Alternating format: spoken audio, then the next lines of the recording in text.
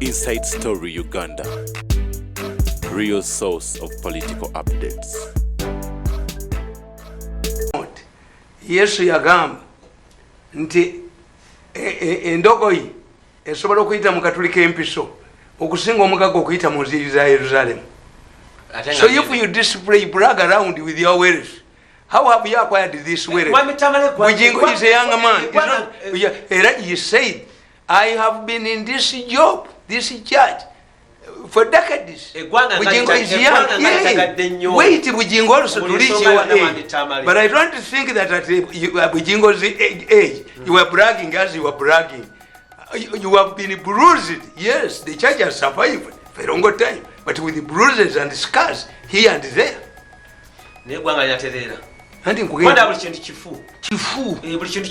Yes. Institutions are now. Because African and in KAGAME nti aba Africa mu kifo ky'okujja wutoda gwe kitangi giteekeko ebipande era mpandisa akatabo kange kawenti mpandisa akatabo kange back to the same mujeni, the real battle in Umeme. Umeme eri kuki? Umeme is a tail end. Museveni bamubba sente ze zonna ez'amasanyalaze. Like this man who talks about overseas killings. When you talk about Umeme, why don't you talk about Reya? Museveni, after realizing that they had signed an fair agreement, given the conditions at that time, Museveni created Reya, Rural Electricity Agency. Najiteka mu millions of dollars nya. Baji bayo nende bajima. Kitutu. Kakati bebabanga amani tamwe kusango mpya kusalo bokadde.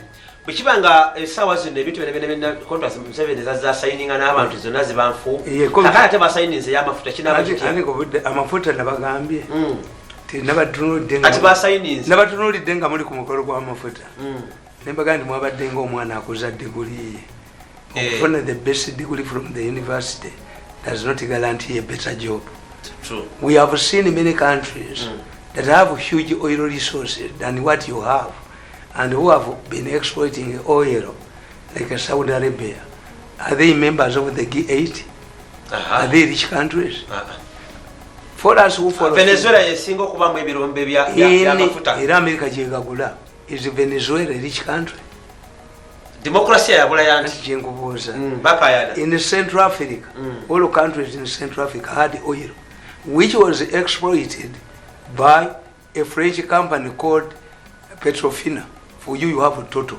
Umufaransa ba mafuta. Umufaransa mukusoma amafuta talika unataka. Nane ne bunyala Venezuela kwanga lichali lya bunyo ngalisinga ebirombe. Nigeria nsi ya musambu mukusima amafuta. Obwavu bubata. That's why Nigerians run away. Why? That's why Nigerians are very aggressive. Why? To live in a country of 150 million people, a poor country, in spite of its oil resources, why are people fighting Boko Haram? Why are they fighting? Poverty. These younger people joining Boko Haram in spite of the oil resources. And once you get oil are enough factors in here. One, oil dwarfs income from other sectors. You will forget about coffee.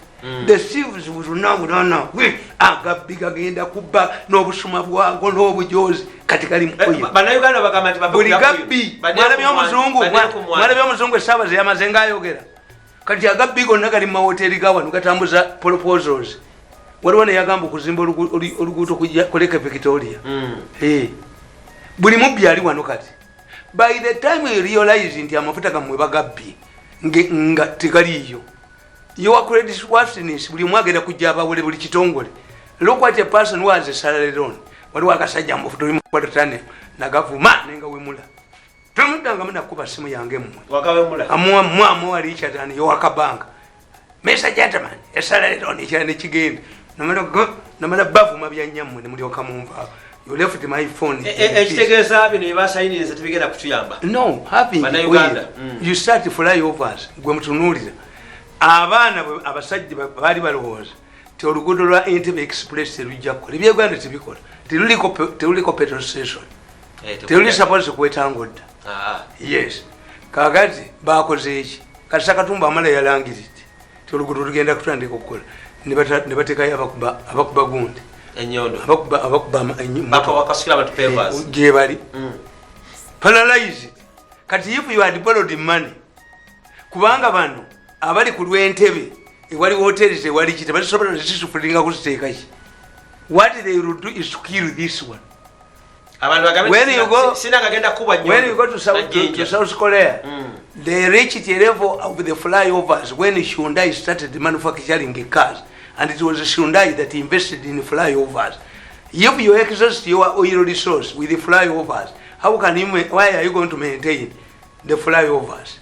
My Ivory Coast, Felix Bogin, Yazimbe Kerezi Yasinge ya St. Peter's Rome. Papa jana jote na jikirao. Naiba anti bamubuuza nti lwaki sente ozononyiwa naga nali nzibbye era temwali zirabyeko. Yes, olowooza omuzikiti gwe Kampala mukadde singa gavumenti ya Libya teyakukkiriza gulabirira singa emisalo mwegiri. Do you have the money to maintain it? Maintenance after maintenance, because eze enguudo kakati ng'olwo olw'ejjinja olw'aba Japan lulina life span era bwe lunatandika emyaka gya loole giggwako daamu y'ejjinja alina emyaka 5. Museveni yamaze okujja n'akola endala. Era when you read my book The Real Battle in Umeme omanyiza ebyange mba mbimanyi kubanga mubitandikira mu matobotobo. Kagenda kufuluma ku weekend banze kasanda olutalo ndi nankabirwa ayagala atuleetedde compensating sente bazeetaaga. Everybody money, everywhere money. Why don't we sit and negotiate the deal? And the president made a mistake. It was the problem was not rare.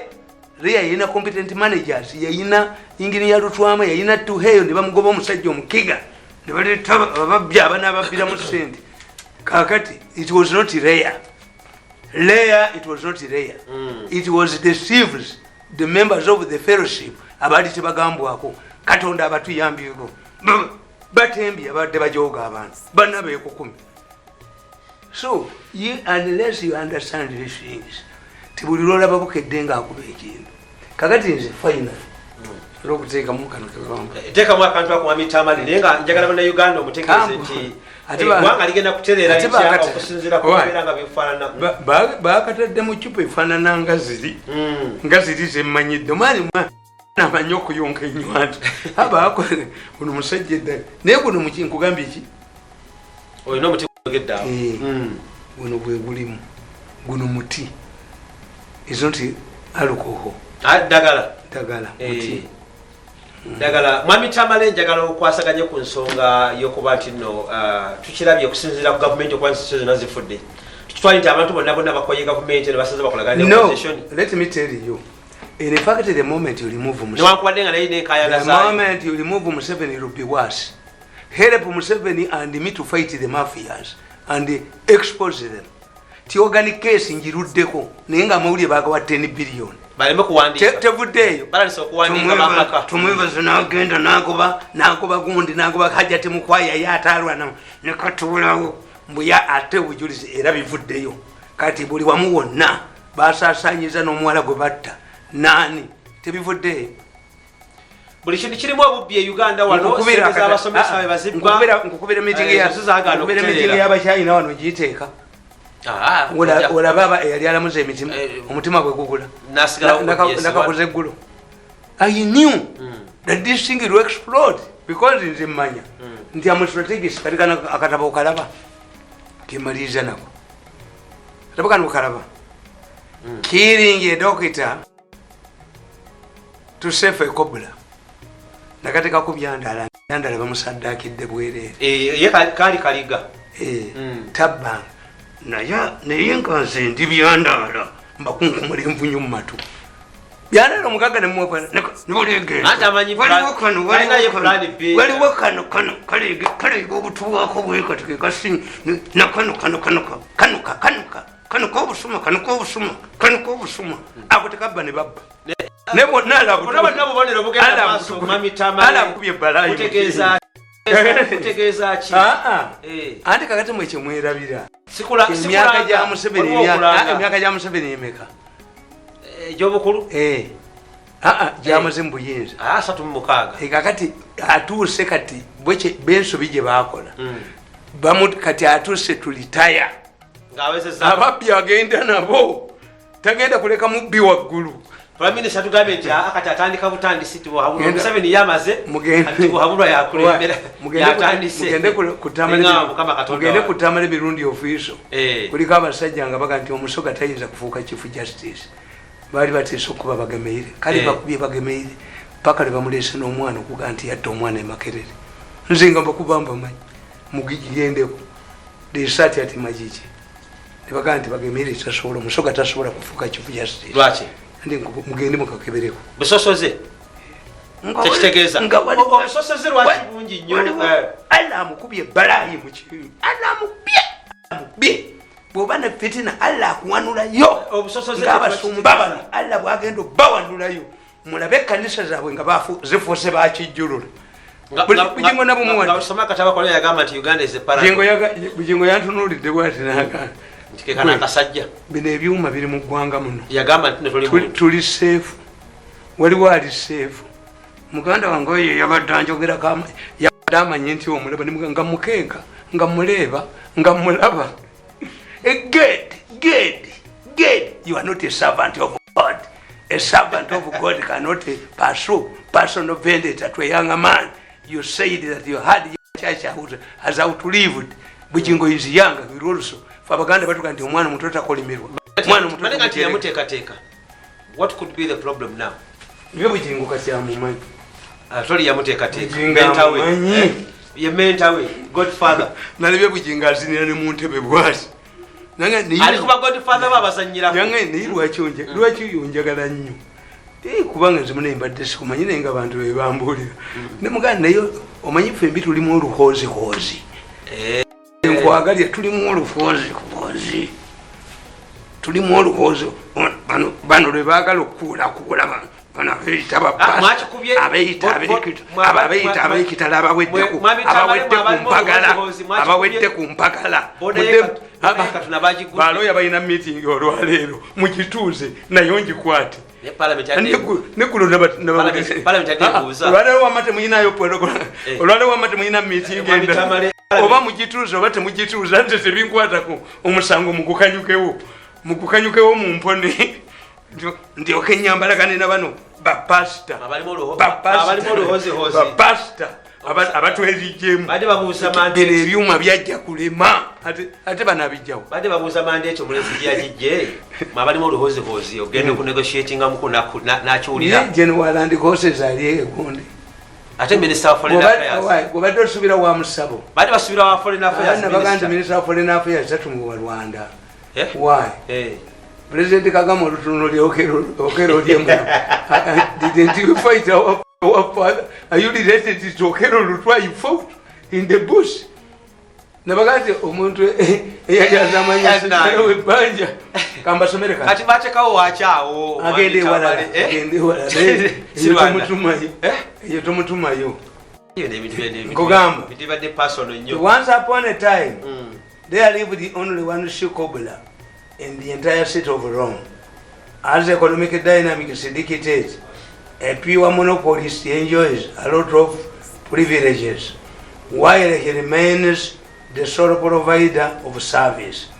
This cobbler enjoyed immense influence and respect and was actually revered.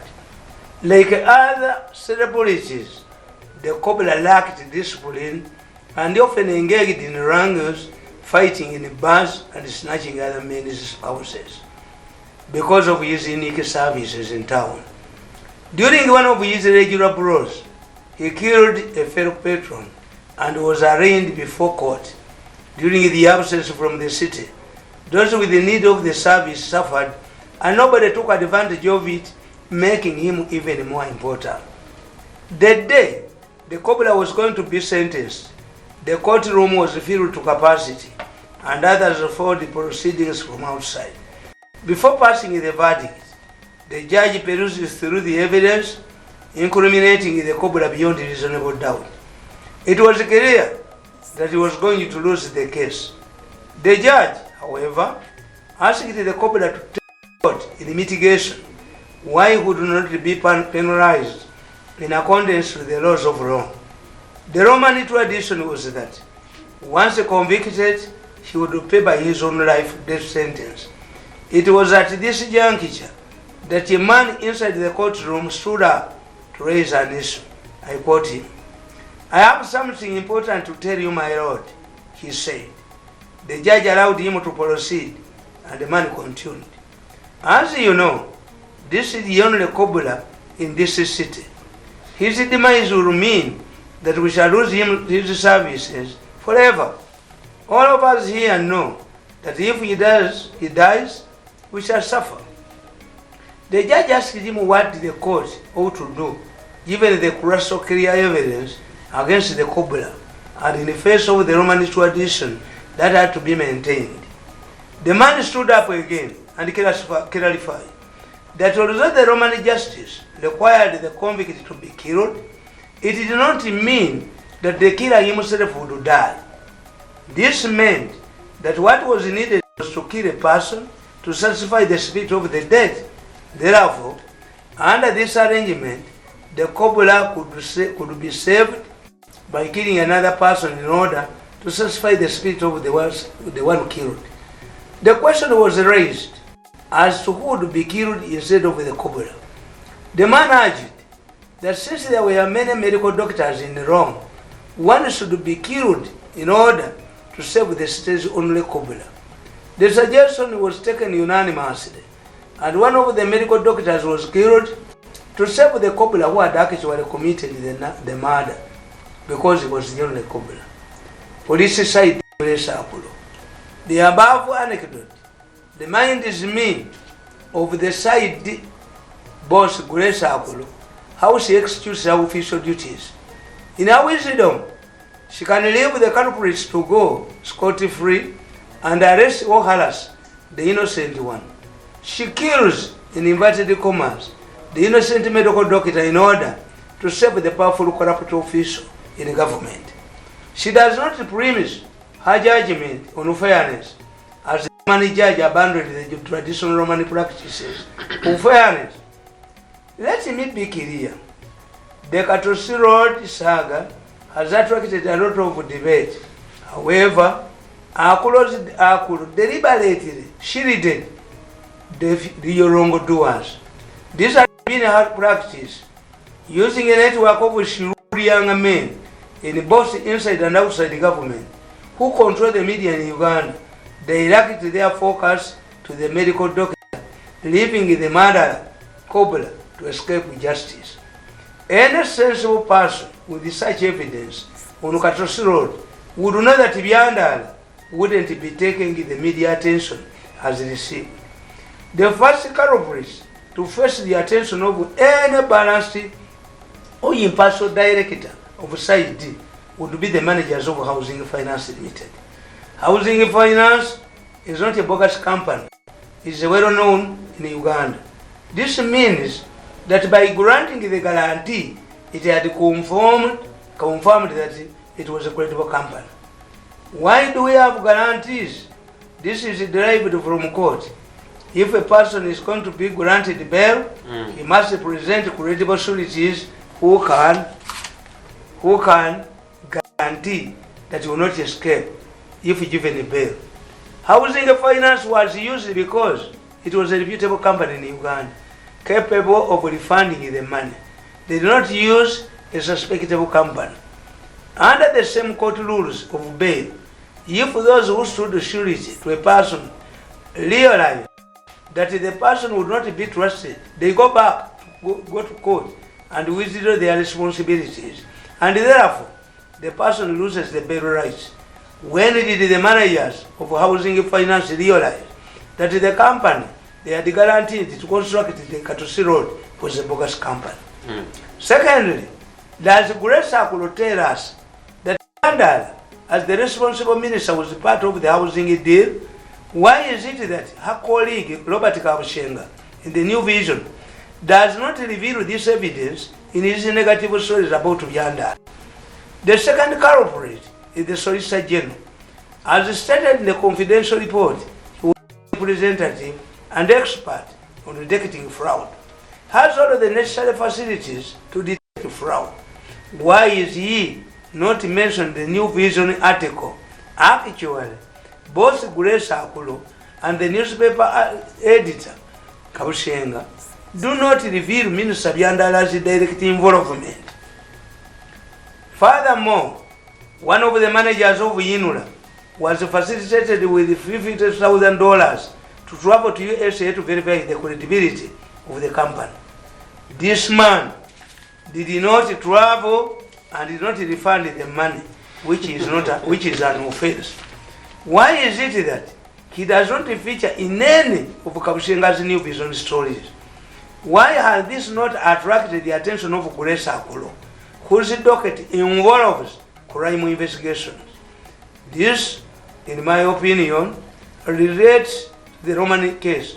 Grace Akulo, like the Roman judge, wants to save the murderous cobbler, to crucify an innocent medical doctor Byandala.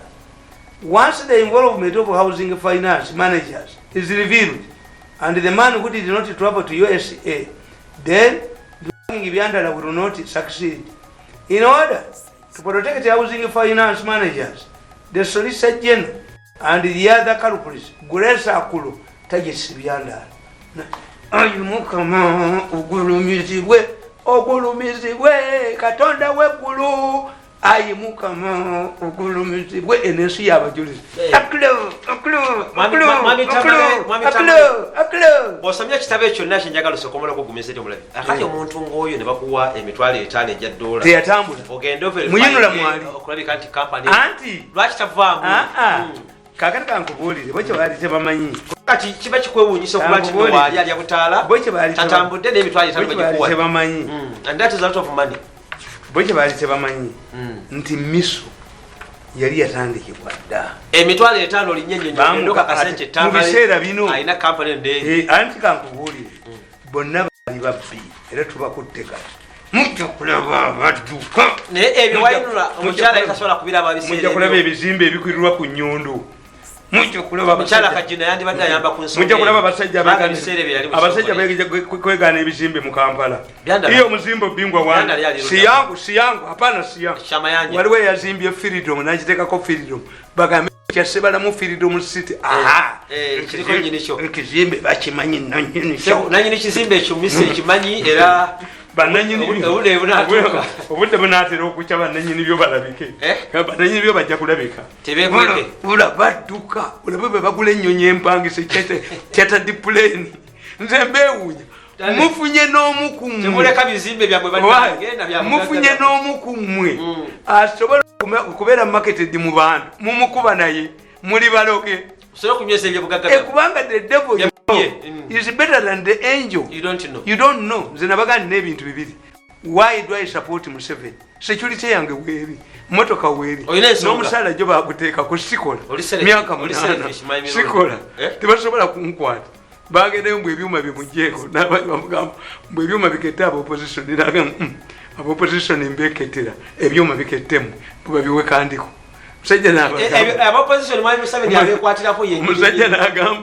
naye how can Museveni hand over this sophisticated weapon machine to a madman? Professor aliawo tamanyiddwa naye mugezi nnyo n'abagandi Museveni wanted a flamboyant man who cannot be compromised.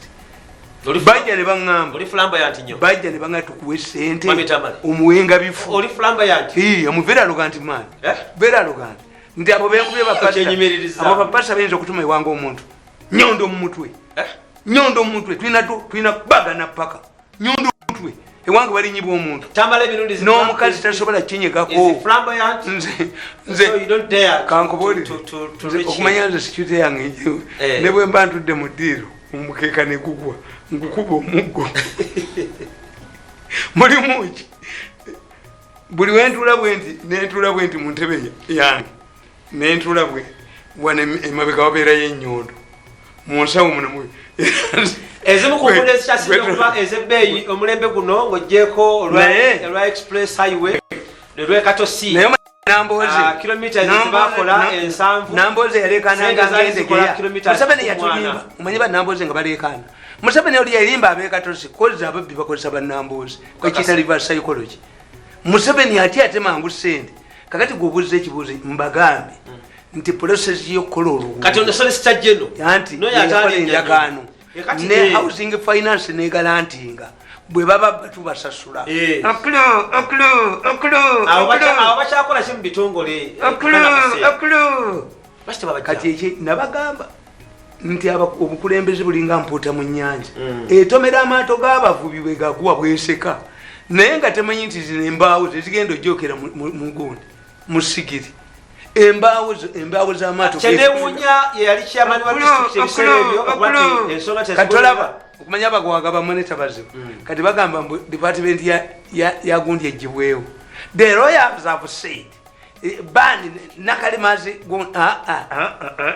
nakalima atya nti bano abazze bagenda mufungula omutamiivu eyefukidde alwa nnyo omuttooyi n'omutamiivu afuse mu mpale tasituka alemera mu bbaala anti bwafutuka bamutegeera kati nakalima tayagala mufungula ekitongole ekyo kikoze nnyo tetuyinza kujja ekitongole kikoze nnyo nga moneta n'akafekete ka bukedde kamulaga mbu wa 10 mu nsi mu Uganda wa 10 akafekete ka bukedde kati oba kikoze nnyo ate kiviirawo ki kibadde kitambulira ku masannyalaze ga nakalema niye basajja mmwe kiringa medical doctor save the cobra wetuli ngwa mulungi omanyi lwaki njala kwanukula kile kibuuzo kyo omanyi lwaki ekya solicitor general kubanti akyali mu kitongole ekyo n'oli oli mitwalo 5 bakola bwe bali nagwa ku report eno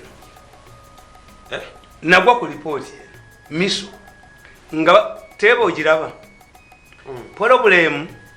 problems mistakes or crime committed babate ebizibu n'ensobi time byakolebwa timeline dire babikola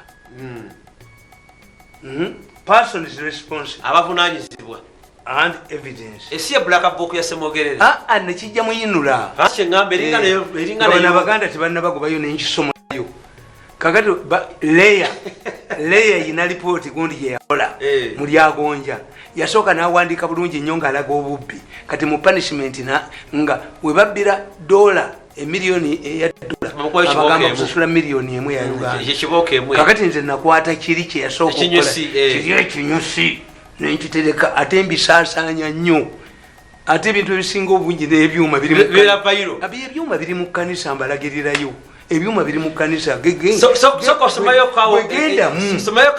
bakutenda bakuwanagenda mu kkanisa mukasimbagane n'empologoma mukasimbagane n'ettimba eyezinze ekuzinga epaka lwenajja mutegeere nti mutulaba twambala amasuuti amalu